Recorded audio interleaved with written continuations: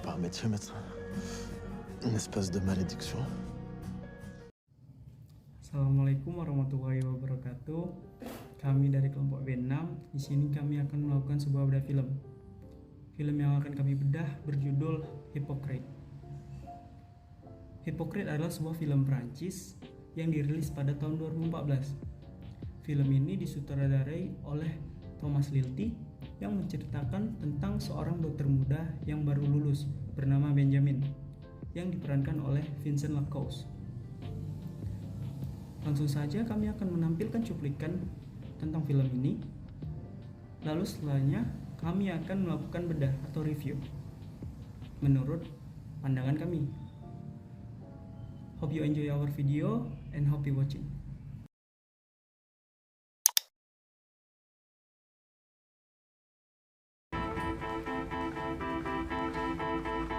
Bonjour, je peux avoir une blouse, s'il vous plaît? Vous en avez pas une sans tache? C'est pas des taches, ça a été lavé, c'est des taches propres.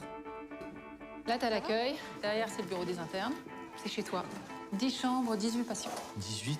Ne vous inquiétez pas, c'est notre meilleur interne. Attention, je vais piquer. Alors, cette première semaine, Je crois que j'ai pas mal assuré. voilà, sois pas trop sûr de toi. Tu commences, tu connais rien pour l'instant. Alors quand tu sais pas, tu demandes. Tu sais, j'ai remarqué un truc marrant. Si tu demandes à un patient de s'allonger sur le dos, eh ben, il s'allonge sur le ventre.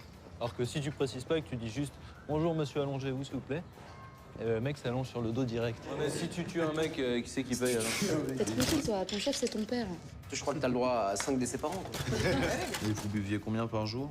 Dans les 40, 40? Et comment on fait pour boire 40 bières par jour tout en travaillant? je tiens un bar.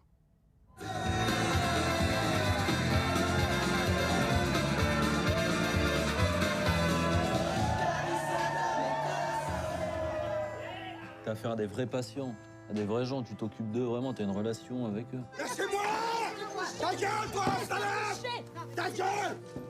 Vous savez, la douleur, c'est le meilleur système d'alarme. Mais chez votre mari, à cause de l'alcool, l'alarme fonctionnait mal. C'est toi qui as vu Monsieur Lemoine hier soir? Oui, il y a un problème. Il est décédé. Mais je trouve pas le CG, du coup je me demande. T'as qu'à fouiller dans les autres dossiers, je sais pas, il y est sûrement. Le problème c'est que je l'ai déjà fait ça, de fouiller dans les autres dossiers, tu vois. Franchement, je suis pas fait pour ce métier, c'est pas possible, quoi.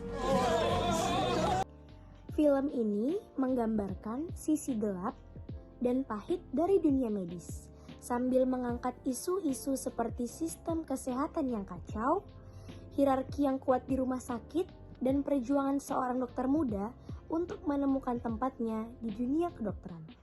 Hippocrates memberikan sudut pandang yang realistis tentang dunia medis, menggambarkan tekanan dan tantangan yang dihadapi oleh para dokter dan sistem kesehatan secara umum. Film ini juga menghadirkan drama personal Benjamin, termasuk hubungan dengan pasien dan rekan kerjanya. Film ini mendapat pujian dan kritikus dan dikenal karena penggambaran yang autentik dan akurat tentang kehidupan di rumah sakit. Dengan nuansa dramatis dan sentuhan realisme, Hippocrates menjadi film yang menarik untuk ditonton bagi mereka yang tertarik dengan dunia kedokteran.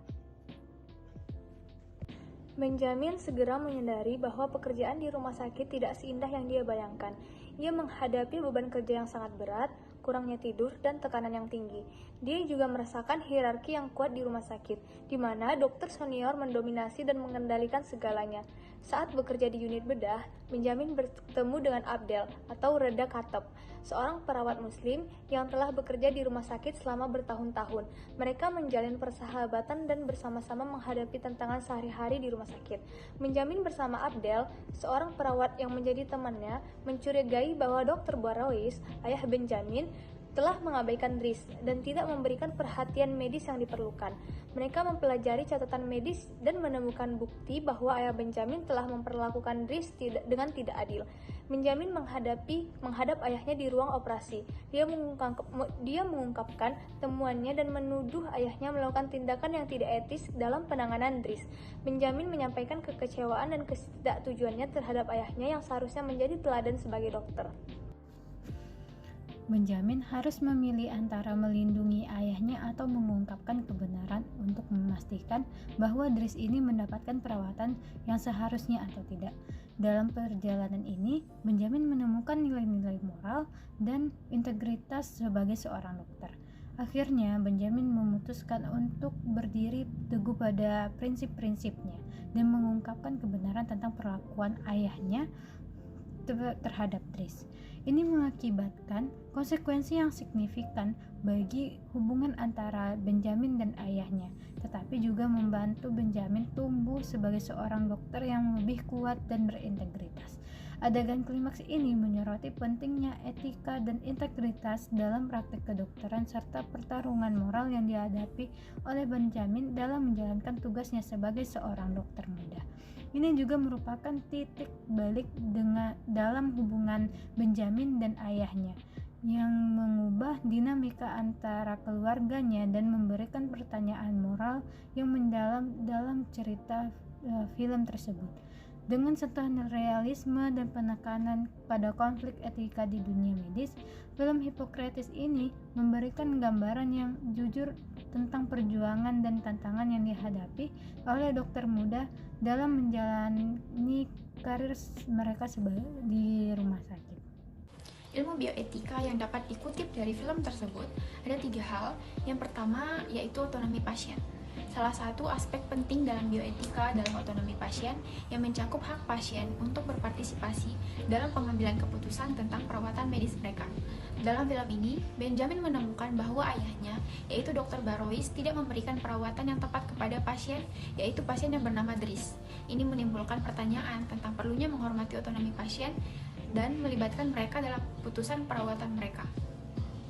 Benjamin juga berjuang untuk melindungi hak Dries dalam mendapatkan perawatan yang seharusnya dan mengungkapkan pentingnya otonomi pasien. Yang kedua, yaitu etika penelitian medis. Di film ini mengangkat isu etika dalam penelitian medis.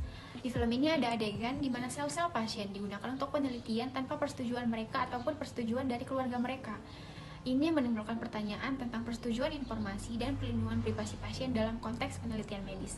Film ini juga memicu pemikiran tentang perlunya menghormati hak-hak pasien dalam penelitian dan menjaga integritas penelitian yang etis. Yang ketiga, yaitu keadilan dalam distribusi sumber daya. Salah satu isi bioetika yang sering dibahas adalah keadilan dalam distribusi sumber daya kesehatan. Dalam film ini, Benjamin dan rekan-rekannya sering menghadapi keterbatasan sumber daya di rumah sakit yang mempengaruhi perawatan pasien. Mereka juga harus memberi keputusan yang sulit tentang alokasi sumber daya dan menghadapi pertanyaan tentang apa yang adil dalam situasi tersebut. Film ini juga memunculkan refleksi tentang pentingnya mempertimbangkan keadilan distribusi sumber daya untuk memastikan akses yang adil dan setara bagi semua pasien.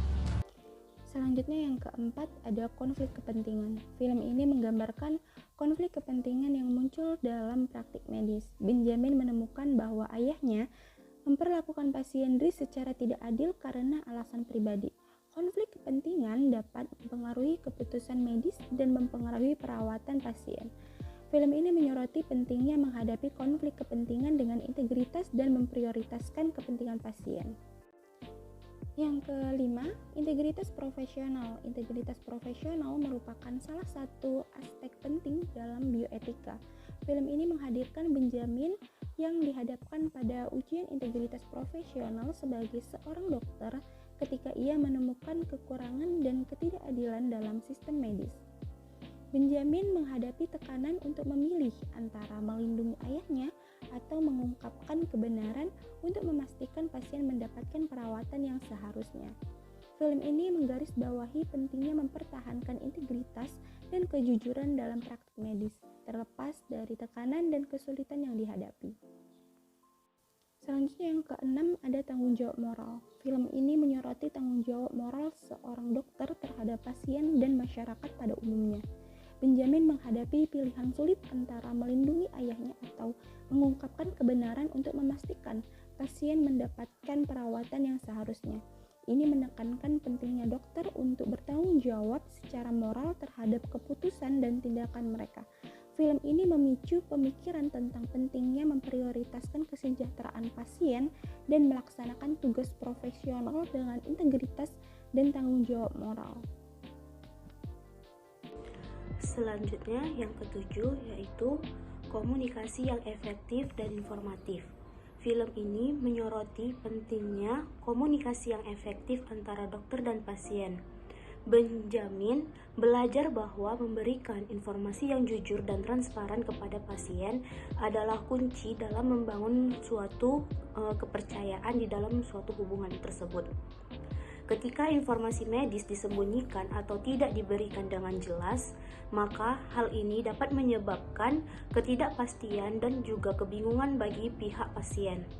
Film ini memperlihatkan bahwa betapa pentingnya komunikasi yang baik dalam memastikan pasien memiliki pemahaman yang baik tentang kondisi dan perawatan mereka.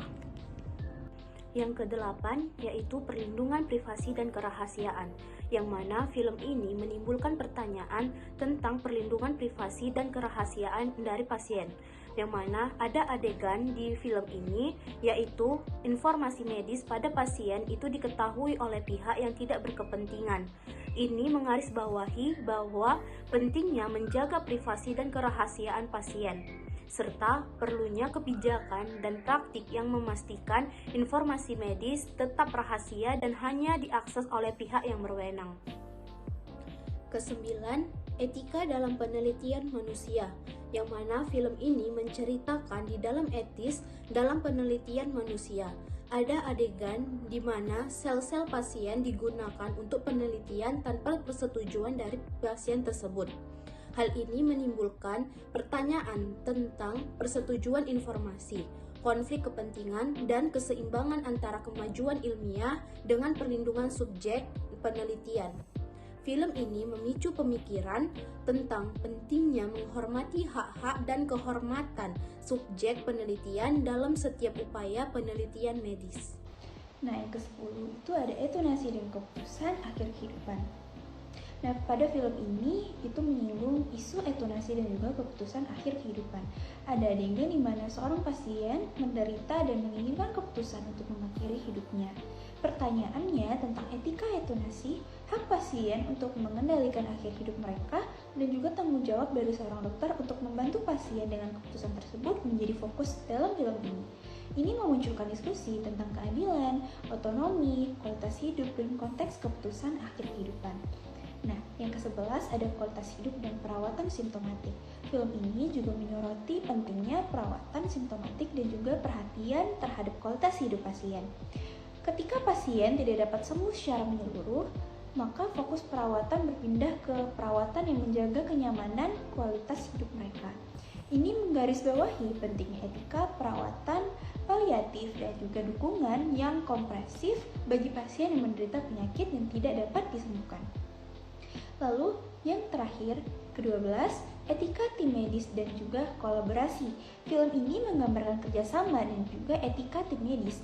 Benjamin belajar tentang pentingnya kerjasama, saling mendukung, dan komunikasi yang baik antara anggota tim medis. Ini menekankan pentingnya membangun hubungan yang baik antara para profesional kesehatan dan juga kolaborasi dalam memberikan perawatan terbaik bagi pasien. Dalam keseluruhan film, berbagai isu bioetika ini dipertimbangkan dan memberikan sudut pandang yang kompleks tentang dilema dan pertanyaan moral yang muncul dalam praktik medis. Film ini mendorong penonton untuk merenungkan nilai-nilai etis, prinsip-prinsip moral, dan tantangan yang dihadapi oleh para profesional kesehatan dalam memberikan perawatan yang etis dan bermartabat bagi pasien, serta pentingnya menghadapi tantangan etis dengan integritas dan keberanian. Kesehatan bukan hanya tentang menyembuhkan penyakit, tetapi juga tentang memberikan perhatian, pengertian, dan kepedulian terhadap semua pasien.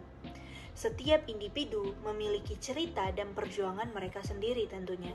Dalam dunia medis, kita tidak hanya menjadi dokter, tetapi juga menjadi pendengar, penyembuh, dan pelindung kesehatan. Melalui dedikasi dan perhatian kita dapat membangun ikatan manusiawi yang kuat dan memberikan harapan bagi mereka yang membutuhkan.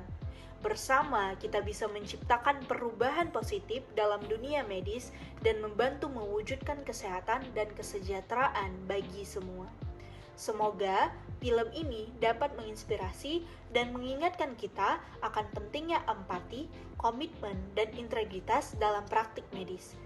Sekian dari bedah film kami, terima kasih telah menonton dan semoga kita semua bisa terinspirasi untuk berbuat baik dalam bidang kesehatan.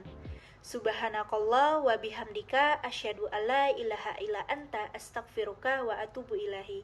Wabillahi taufiq wal hidayah. Assalamualaikum warahmatullahi wabarakatuh.